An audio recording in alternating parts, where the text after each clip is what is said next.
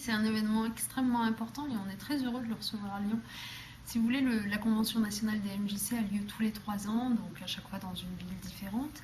Et pourquoi est-ce que c'est particulièrement important de les recevoir cette année? Parce qu'ils ont un peu changé le format de leur réunion et qu'en plus des professionnels et des bénévoles des MJC seront présents 1500 jeunes venus de toute la France pour justement échanger, débattre et tracer un petit peu les perspectives possibles,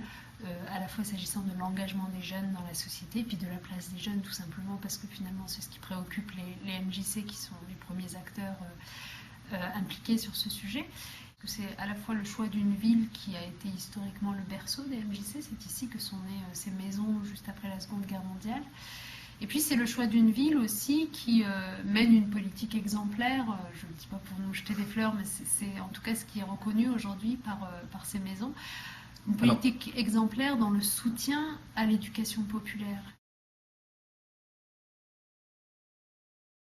Le soutien que la ville de Lyon apporte, il est d'abord financier évidemment, puisque ça se chiffre à plusieurs millions d'euros chaque année, mais il est surtout, j'allais dire, c'est un soutien politique et c'est sans doute ça qu'apprécient le plus les équipements en question, c'est que la ville de Lyon est à leur côté pour définir les objectifs qui doivent être les leurs année après année, sans jamais s'immiscer évidemment dans la liberté associative